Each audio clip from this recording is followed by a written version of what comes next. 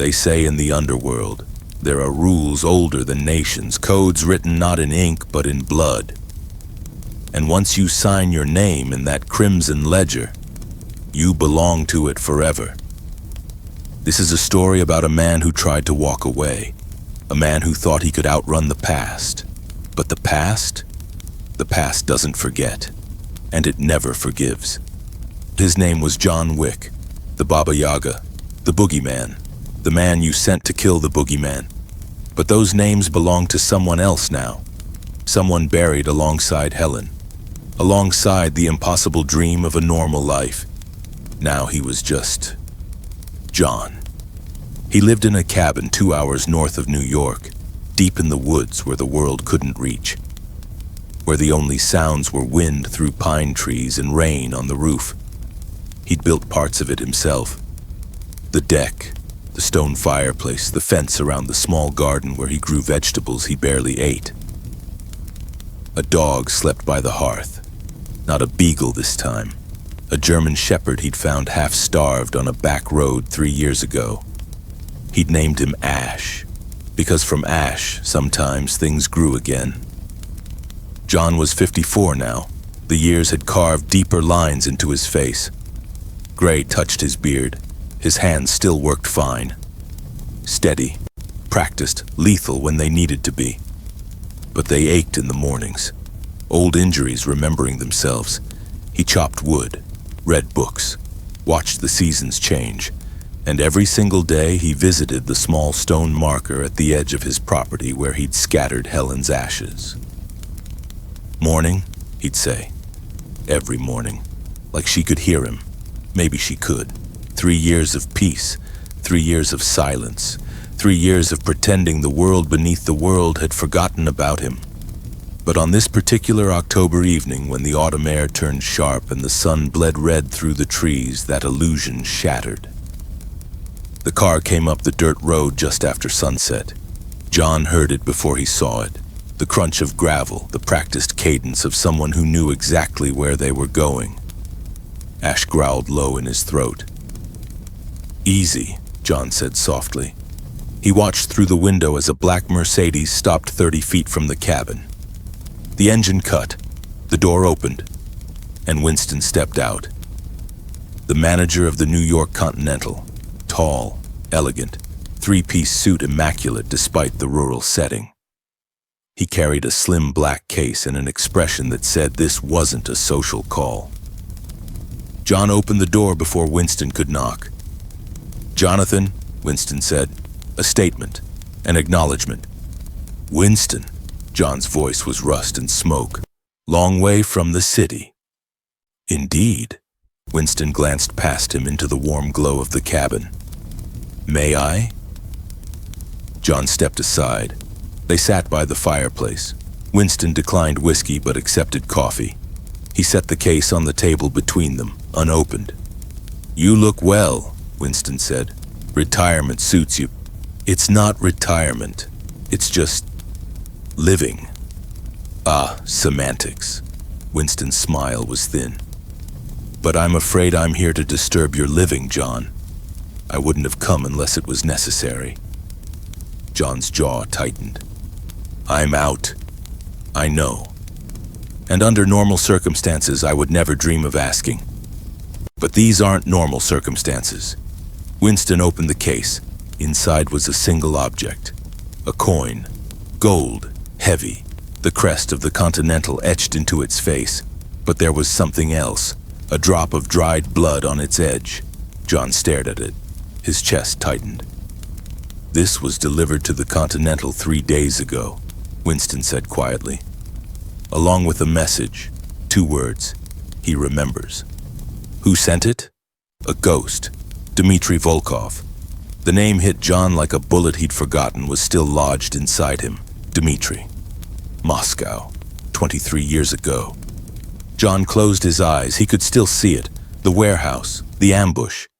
The bullet meant for John that Dmitry had taken instead, collapsing into his arms while blood pooled on concrete.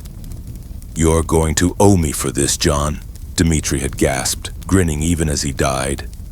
Except he didn't die. Somehow, impossibly, he survived, and John had sworn an oath. A blood oath. The old kind. The binding kind. Whatever you need, whenever you need it, I'm yours. Dmitri had never called it in. Not in 23 years. Until now. Dmitri's dead, Winston continued, murdered in Moscow 3 weeks ago, but before he died, he sent this coin to the Continental with instructions. If anything happened to him, we were to find you and give you this.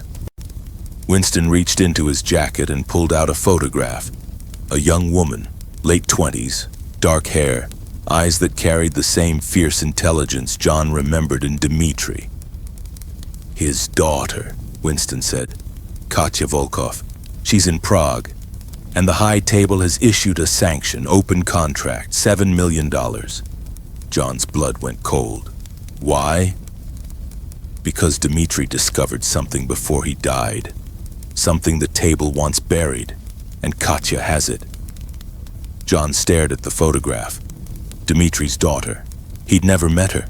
Dmitri had kept his family separate from the life. Safe. Hidden. But not safe enough. I'm out, John said again, but his voice was hollow. Winston stood, buttoned his jacket. I know, and I told them that. But the oath, Jonathan, the blood oath, it doesn't expire, it doesn't fade. He placed a burner phone on the table. She's waiting. The address is programmed. 72 hours, then she runs. After that, he shrugged.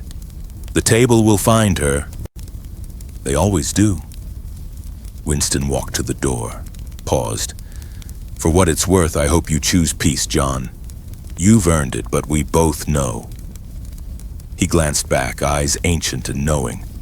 Men like us don't get to choose, we just get to decide how we fall. The door closed. John sat alone in the firelight, staring at the coin in his palm. Dmitri's voice echoed in his memory. You're going to owe me for this. Ash whined softly, sensing the change. John looked at the dog, at the cabin, at the life he'd built from splinters and silence. Then he stood and walked to the bedroom. In the world beneath the world, an oath is a living thing. It breathes, it waits. And when you break it, it devours you whole. The storage unit was in Newark. John hadn't been there in 3 years, and he unlocked it at dawn. The door rolled up with a metallic shriek. Inside, shadows and memory. His suits hung in garment bags, black, tailored, armor disguised as elegance. Beneath them, cases. He opened the first one with the reverence of a priest approaching an altar. Glock 26, Glock 34, AR-15, Benelli M4. Each weapon cleaned, oiled, waiting. He'd promised himself he'd never touch them again. But promises like peace were fragile things. He dressed in the dark, loaded magazines with the muscle memory of 1,000 firefights, slid knives into hidden sheaths. The suit fit perfectly. It always did. When he looked in the mirror, he saw the truth. John Wick was never gone, just sleeping. Prague was cold and gray when he arrived. The address Winston gave him led to an old factory on the Vltava River. Abandoned, rusted iron and shattered windows. The kind of place where people went to disappear. John approached on foot, moving through the shadows with practiced silence. He counted exits, sight lines, weaknesses, old instincts clawing back to life. She was inside. Katya Volkov sat on a crate near a broken window, a Makarov pistol resting on her knee. She looked up when John entered, eyes sharp and cautious. You're late, she said. No fear, just fact. Traffic. John stepped into the light. She studied him. Recognition flickered. You're him, the Baba Yaga. My father told me stories. I'm just John. No, she stood. You're the man my father trusted more than anyone. The man he saved. The man who swore an oath. John said nothing. Katya reached into her coat and pulled out a flash drive. This is what got him killed. Financial records, proof that someone outside the table has been buying influence, buying members. If this gets out, it doesn't just expose corruption, it destroys the entire power structure. John looked at the drive, a tiny piece of plastic worth more than 1,000 lives. "Give it to them," he said. "Walk away." "I can't." "You can." Her jaw set, Dimitri's stubbornness staring back at him. "My father died protecting this. If I surrender it, his death means nothing. If you keep it, your death is certain." She smiled grimly. "Then I'll die like he did. On my feet." John recognized that look, the same one he'd worn a dozen times, the look of someone who'd already accepted the ending. Damn it. "How long until they come?" he asked. "Tonight, maybe sooner. The high table sent their best, a cleaner named Sokolov and his team." John knew the name. Sokolov was efficient, brutal. He didn't miss. "How many?" "6. John's expression didn't change. "Then we have work to do." They prepared in silence. John moved through the factory like a ghost, setting traps, creating kill zones, turning the abandoned space into a labyrinth of death. Katya watched him work with a mixture of awe and fear. "My father said you were the best," she said quietly. "He said when you worked it was like watching a symphony." "Your father exaggerated." "Did he?" She gestured at the preparations. "Looks like poetry to me." John paused. "It's not poetry. It's just what I am." "And what are you?" He met her eyes. "Tired." They came at midnight. 6 shapes materialized from the darkness. Sokolov and his team, professionals. They entered the factory with military precision, spreading out, covering angles. But John was ready. The first man triggered a tripwire. The explosion was small but devastating in the confined space, shrapnel and screams.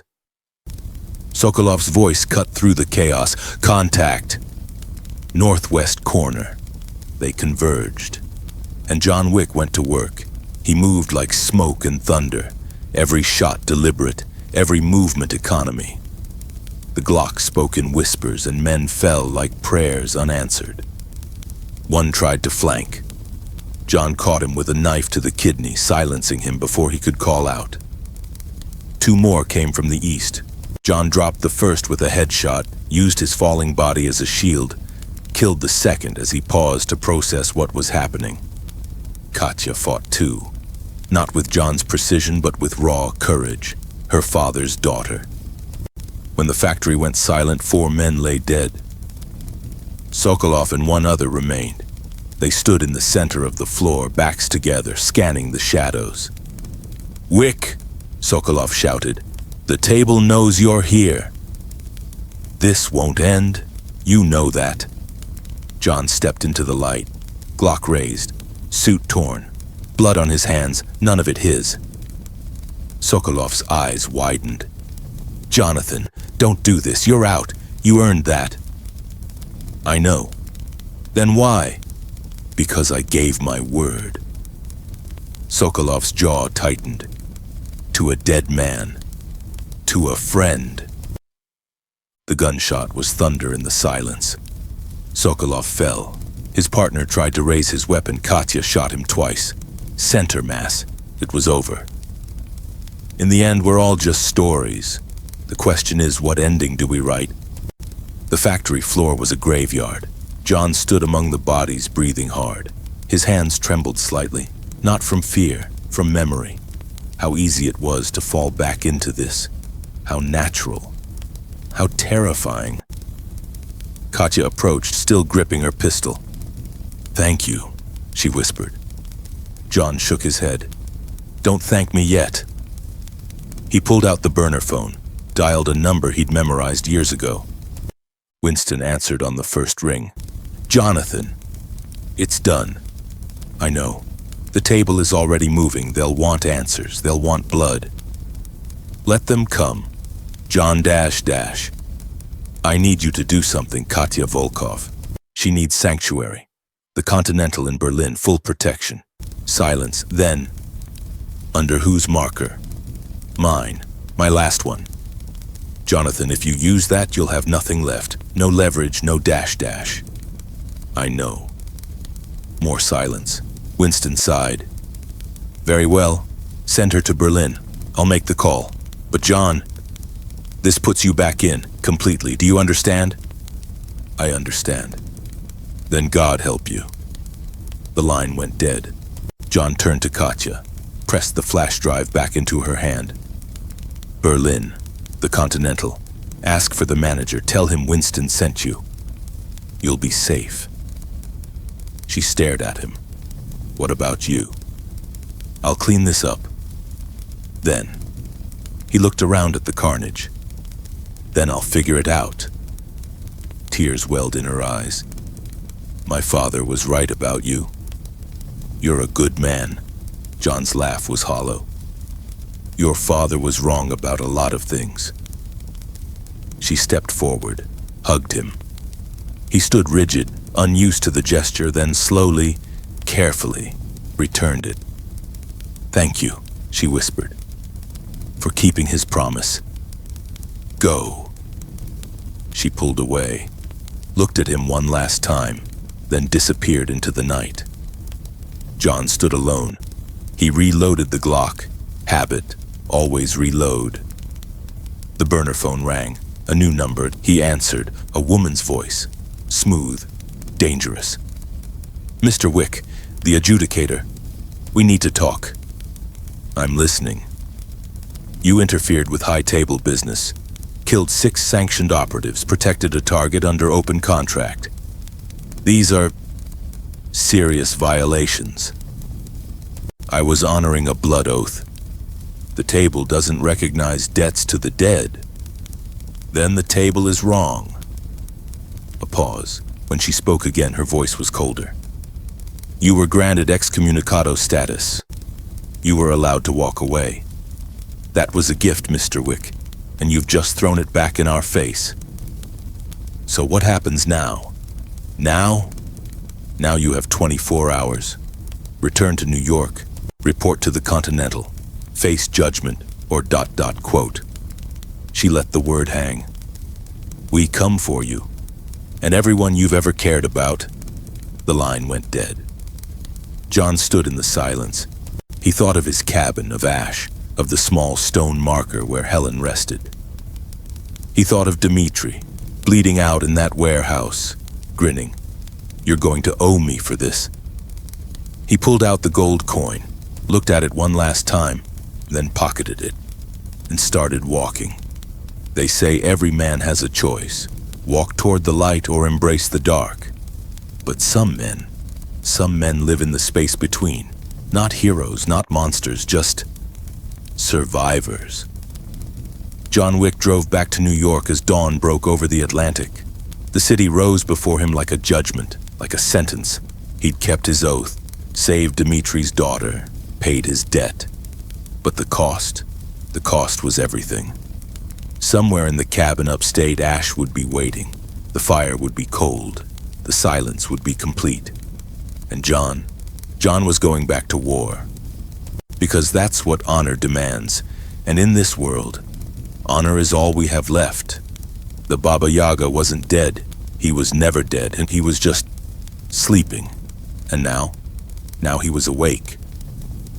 People keep asking if I'm back. Yeah, I'm thinking I'm back.